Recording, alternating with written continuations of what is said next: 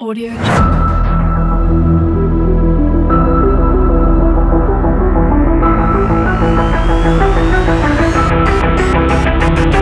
Audio Jungle. ¿Qué tal? Buenos días. Gusto verles por aquí. Qué bueno que el Señor les trajo para que su palabra les edifique. Damos saludos a todos los que no están con nosotros por diferentes motivos. Y ojalá que uno de estos días el Señor les traiga por acá y podamos vernos todos juntos. Saludos a los que están allá de las fronteras. Que el Señor les dé paz. Vamos a empezar una oración, que hay mucho que platicar el día de hoy. Me da gusto ver a algunos de ustedes que finalmente se decidieron estar con nosotros. Padre Santo, gracias te damos por este día y pedimos, Señor, que a cada uno de nosotros nos des entendimiento, nos ilumines, que tu palabra nos dé fortaleza en tus promesas y que seas con nosotros para que nuestra vida pueda ser vivida en aleluya y agradecimiento a ti, dándote a ti la gloria. Gracias, Padre, por lo que nos das y pedimos, Señor, que aparte de las cosas que nos estorban en esta mañana para atender tu palabra y que nuestro corazón arda con el fuego de tu Espíritu. Te damos gracias en el nombre de Jesús. Amén. Bueno, hermanos, el día de hoy el tema es de lo más interesante, de lo más controversial, porque hay muchos puntos de vista con respecto a las cosas que vienen en el futuro. Sin embargo, las cosas del futuro son cosas que nos deben de dar aliento, nos deben dar esperanza, fortaleza, y sin duda no podemos hacerlas a un lado ni darle la vuelta por diferente que sea nuestro punto de vista y entendimiento. Quiero recalcar que con las cosas que todavía no acontecen, pues nadie tiene la última palabra. Así que primero vamos a ver las cosas que ya acontecieron, que sí nos dan seguridad, las cosas que nos unen y no que nos dividen, porque como ustedes saben hay muchísimas iglesias que tienen muchísimos puntos de vista con respecto a las cosas que no han acontecido. Y pues ninguno de nosotros está seguro de cómo va a ser el orden cronológico de estas cosas. En consecuencia vamos a ver las profecías que sí nos deben de dar, sin lugar a dudas, un aliento impresionante, ya que son cosas que nos interesan, y más como están las cosas. Desde hace muchos años la gente piensa que estamos en los últimos días, y pues sí estamos en los últimos días, pero no en las últimas 24 horas. Nadie sabe más que el Padre cuándo es el momento específico de que las cosas que están programadas por ellos, el Padre, el Hijo y el Espíritu Santo, van a acontecer aquí. Pero en el tiempo que estaba Jesús por aquí en la tierra, en Mateo 24, si lo abren, del 1 al 2 y el 3, es interesante ver cómo los eventos se desarrollan ahí y cómo vamos a desprender a partir de ahí lo que vamos a estar hablando el día de hoy. Entonces, Mateo 24, versículos 1 y 2, dice por acá que encontramos cuando Jesús salió del templo y se iba, se acercaron sus discípulos para mostrarle los edificios del templo. Los edificios eran magníficos, todo Jerusalén está construido con una piedra amarilla preciosísima y Jerusalén está rodeado de bardas y había, aparte del templo, unas fortalezas impresionantes por allá. Así que le dijeron, pues a los edificios les dijo él en el versículo 2, ¿veis todo esto? De cierto os digo que no quedará aquí piedra sobre piedra que no sea derribada. Bueno, no sé cómo lo hayan tomado los discípulos en aquel día, pero pues al ver tan tremendas fortalezas que les rodeaban, pues quién sabe, dirían, caray, pues ¿cómo va a ser esto, verdad? Versículo 3, más tarde, estaba Jesús sentado en el monte de los Olivos, cuando llegaron los discípulos y le preguntaron en privado, ¿cuándo sucederá eso? ¿Y cuál será la señal de tu arribo y del fin del mundo? O sea que aquí sí le llenaron de preguntas, pero verdaderamente importantes. ¿Cuándo va a ser estas cosas? ¿Cuándo va a ser la señal de tu arribo y del fin del mundo? Bueno, Como todo esto sabes, acontecía en Jerusalén hace más de 2000 años, poco más de 2000 años. Muchas cosas han cambiado en estos 2 siglos. Y desde entonces necesitamos notar una. Jesús dijo por allá en lo que decíamos que no quedará piedra sobre piedra, evento que como sabemos históricamente aconteció por allá de los años 70, donde Roma mandó a desaparecer a los judíos por sus constantes rebeliones.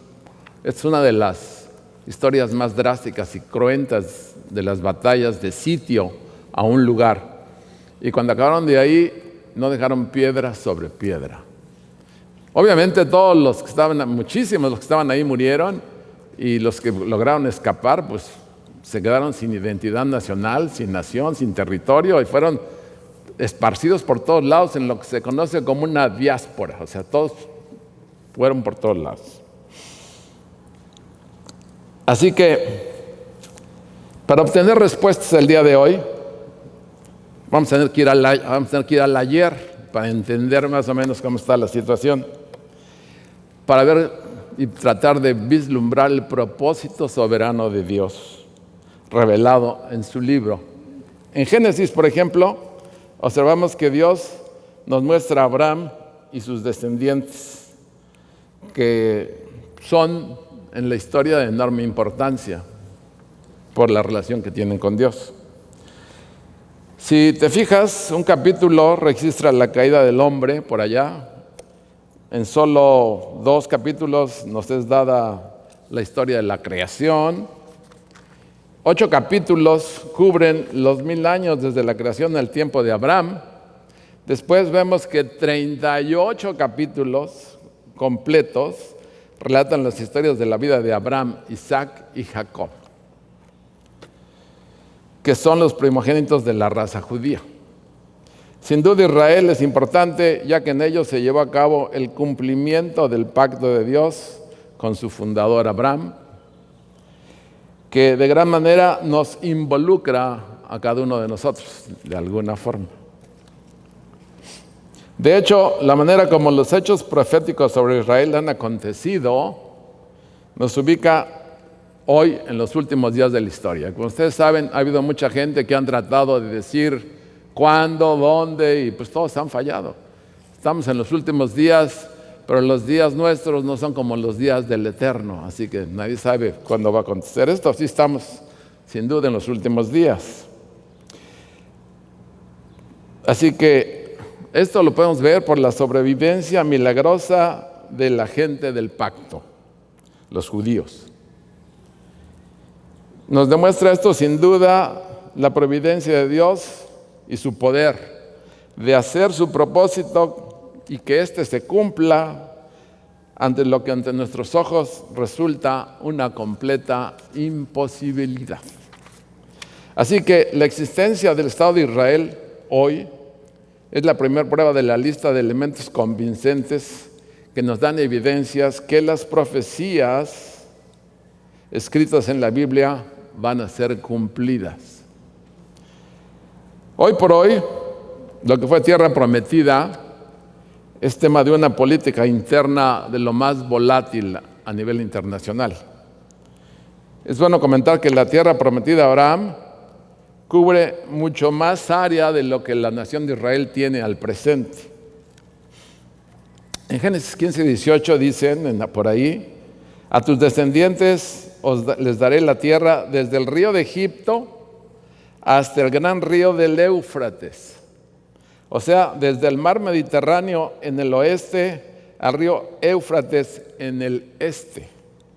El profeta Ezequiel fija el lindero norte de Israel en Hamat, como 1600 kilómetros al norte de Damasco, y la frontera sur en Kadesh, como otros 1600 kilómetros al sur de Jerusalén. Hoy Israel tiene únicamente 420 kilómetros de largo, como de aquí a Ciudad Constitución, más o menos. Y como 95 kilómetros en su ancho, poquito más ancho que nuestra península, que tiene entre 60 y 70 kilómetros. Y 4,5 kilómetros en su lugar más angosto. Más o menos es del tamaño del Estado de México y como 10 veces más chiquito que Sonora, para que tengan ustedes una idea de lo que es Israel. Ya que decirlo, nunca ha ocupado todo el territorio descrito por Dios a Abraham. El profeta Isaías dijo, profetizando, que los judíos tendrían a Israel como posesión permanente. En Isaías 11:11 se menciona: en aquel día el Señor volverá a extender su mano para recuperar el remanente de su pueblo. Asimismo, en Ezequiel 36:24 dice: los sacaré de entre las naciones, los reuniré de todos los pueblos y los haré regresar a su propia tierra. El cumplimiento de estas profecías se puso en movimiento, como ustedes saben, en mayo 14 de 1948. Hace 73 años que esto aconteció, cuando los Estados Unidos reconocieron al nuevo Estado de Israel. Este es el inicio de las profecías antiguas. El establecimiento del gobierno del Estado de Israel cumple la profecía hecha hace 2500 años. Registrada esta, obviamente, en la Biblia. De hecho, la lectura de Ezequiel 36:24, que les pido que vayan y lo lean brevemente. Ezequiel 36:24 dice: esparciré sobre vosotros agua limpia y seréis limpiados de todas vuestras... 24. Y yo os tomaré de las naciones, dice, y os recogeré de todas las tierras y os traeré a vuestro país. 25. Esparciré sobre vosotros agua limpia y seréis limpiados de todas vuestras inmundicias y de todos vuestros ídolos os limpiaré. Os daré corazón nuevo y pondré espíritu nuevo dentro de vosotros y quitaré de vuestra carne el corazón de piedra y os daré un corazón de carne. Y pondré dentro de vosotros mi espíritu y haré que andéis en mis estatutos y guardaréis mis preceptos y los pongáis en obra. Habitaréis en la tierra que di a vuestros padres y vosotros me seréis por pueblo y yo seré a vosotros por Dios. Así que eso es lo que nos dice por aquí Ezequiel. Toda esta profecía que acabamos de leer, pues no se ha cumplido en su totalidad, ya que no ha habido regreso espiritual al Señor de parte de toda la gente de Israel. Así que, por lo tanto, los eventos más dramáticos aún no ocurren.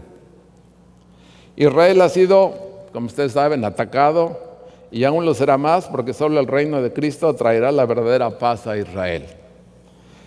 Lo que indica que la última parte de la profecía de Ezequiel y Jeremías, que también lo habla, se cumplirá cuando ellos sean su gente y el Señor Jesucristo sea su Dios en su regreso.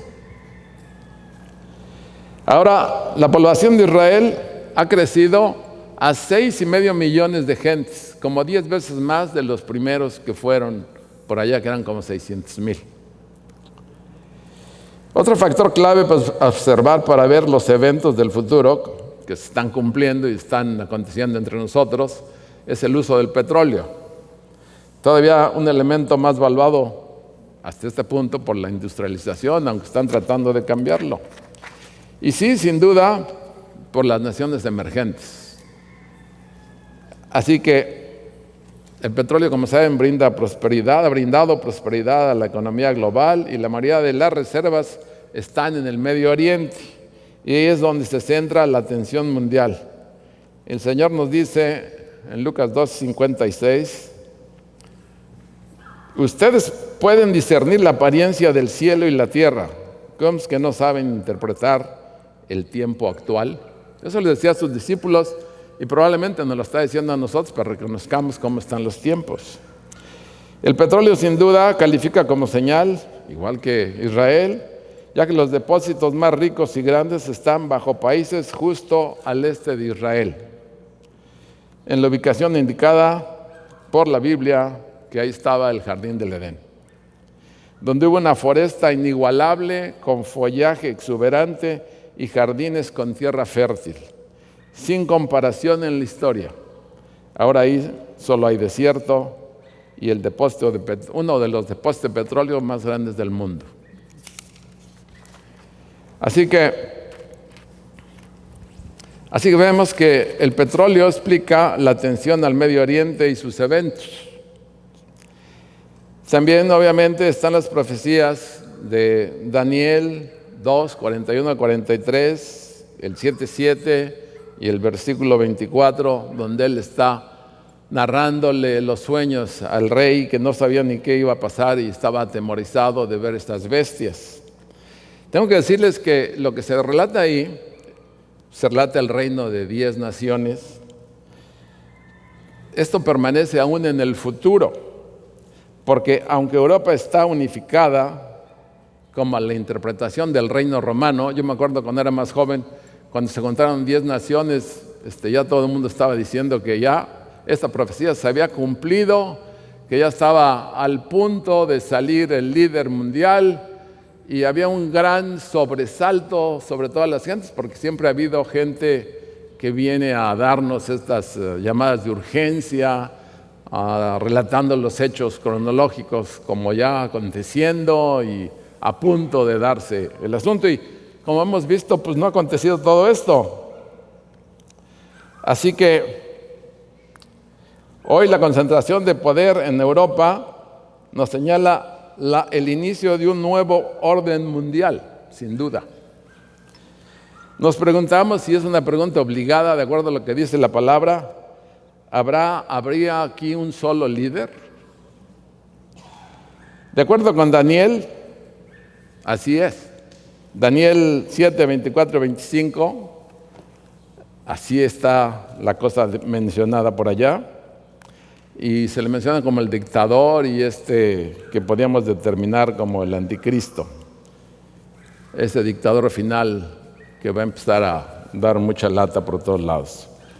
Déjenme decirles, esta manera de entender la cronología de los acontecimientos futuros, sin duda nos deja, si sigo así como voy, sin duda nos deja dentro de la esfera conocida como el premilenialismo, o sea, la gente que cree en el milenio.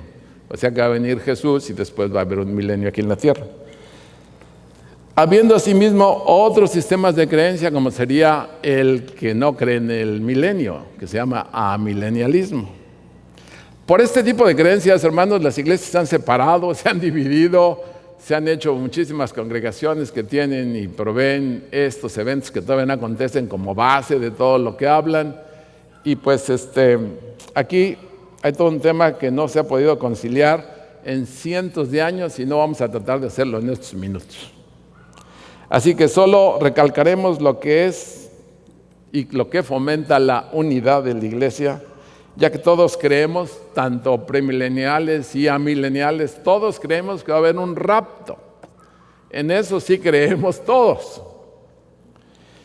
donde el Señor vendrá en las nubes por nosotros, los que llamamos esto el rapto de la iglesia, la segunda venida del Señor. Voy a pedirles que lean 1 Tesalonicenses 4, porque pues, necesitamos definitivamente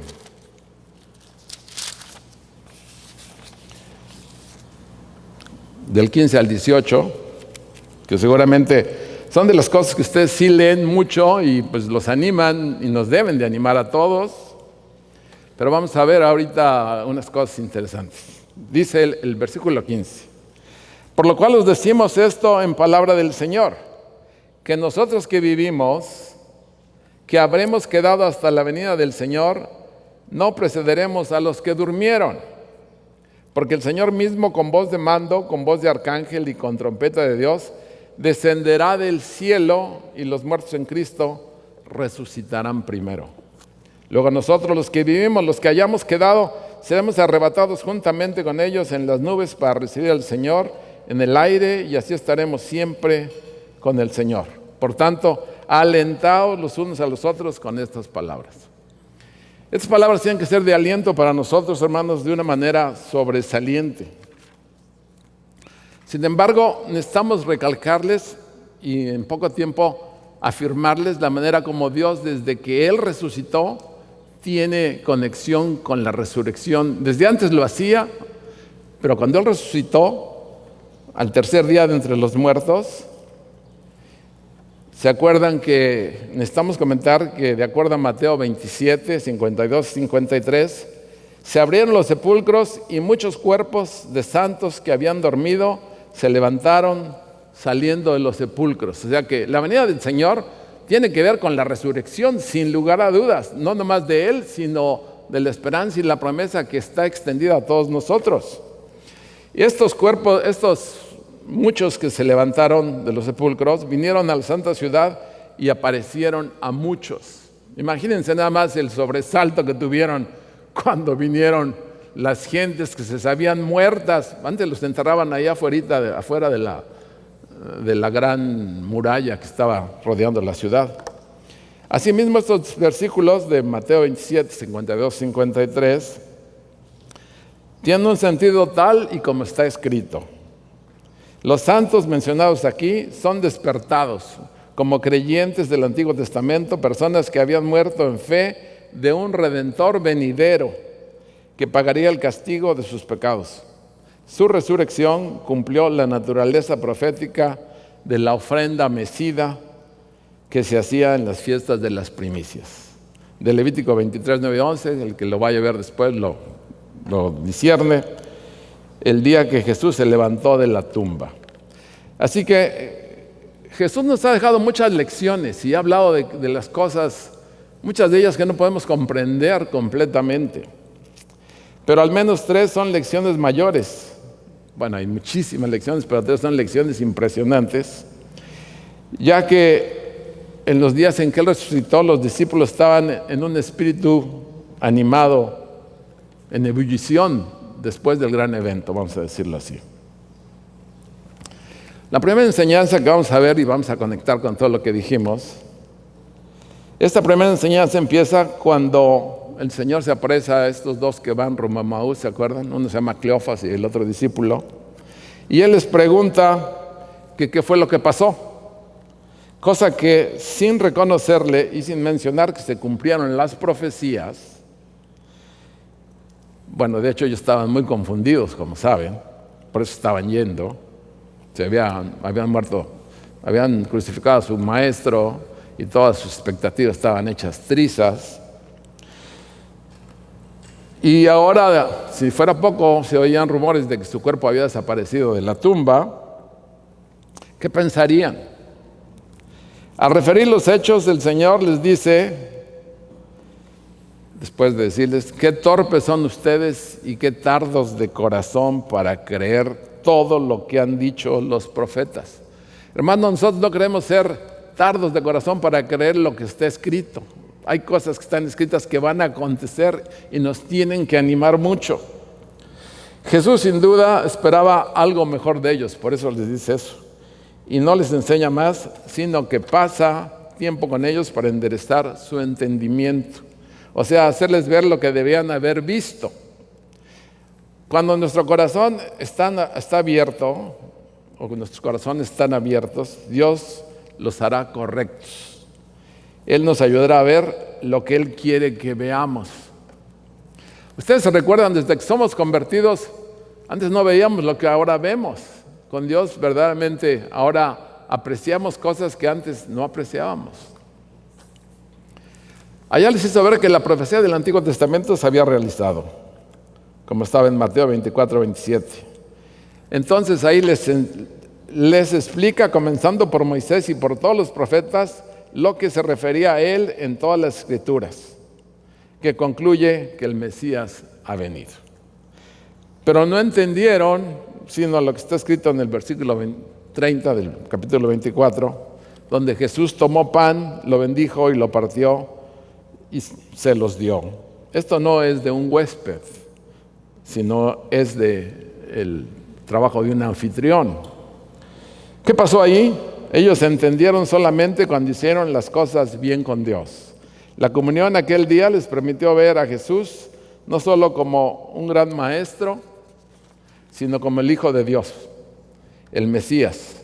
El pan se partió y ellos ya no estaban.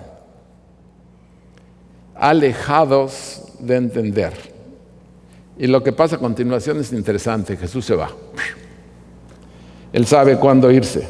Cleofas y el otro discípulo se quedaron con la boca abierta, sedientos por más. Jesús se va y ellos se quedan en fuego y se van rápido a comentarle a los discípulos. Por decirlo así,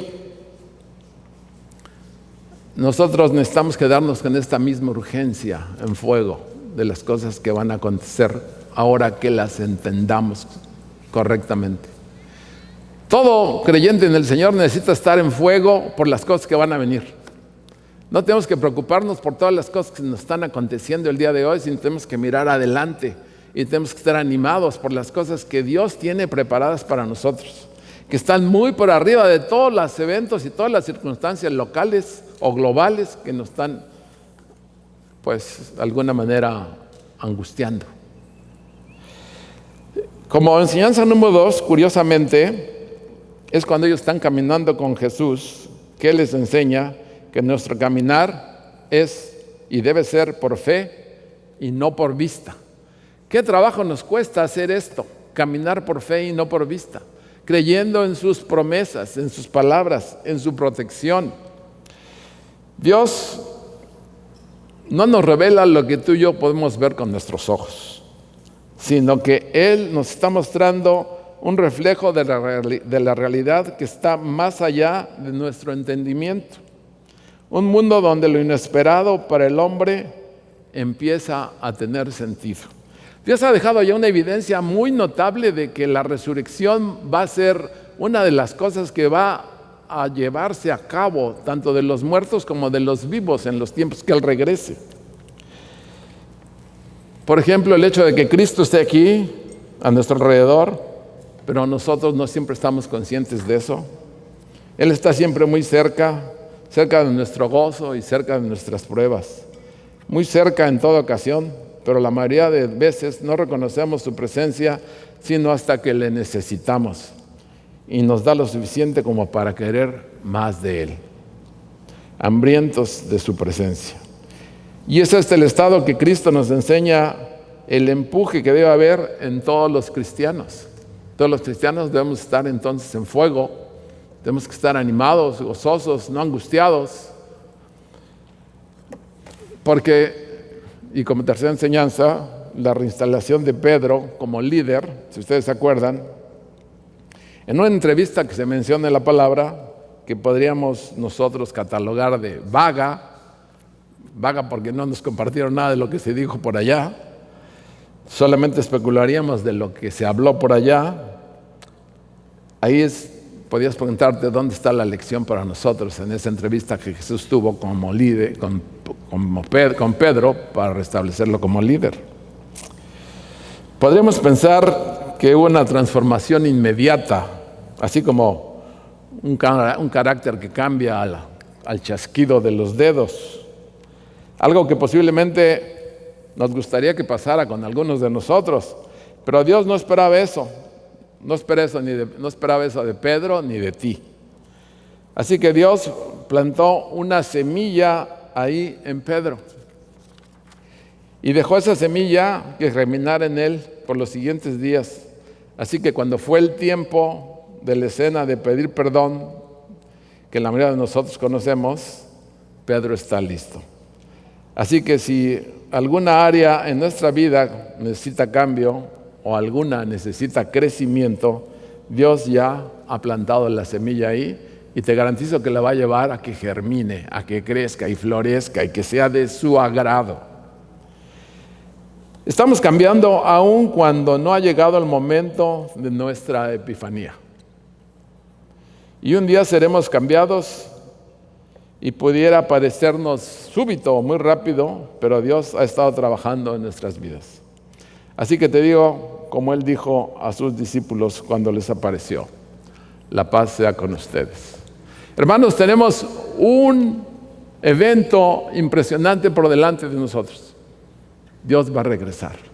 Y el día que regrese, los muertos en Cristo van a levantarse y después nosotros vamos a estar con Él en las nubes.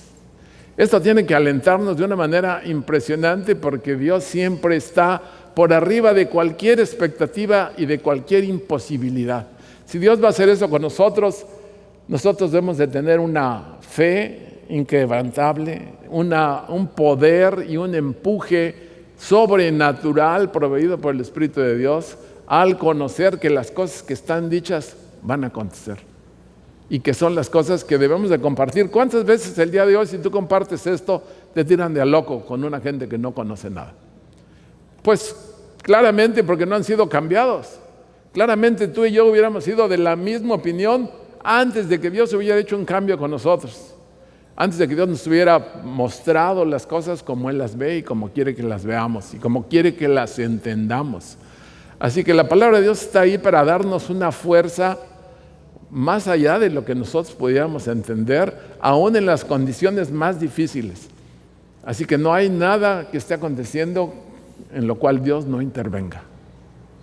Al final de todo, independientemente de que en nuestra mente estemos de acuerdo en las cosas que pasen o no y de la manera como están pasando, Dios tiene un plan al cual nosotros necesitamos mirar.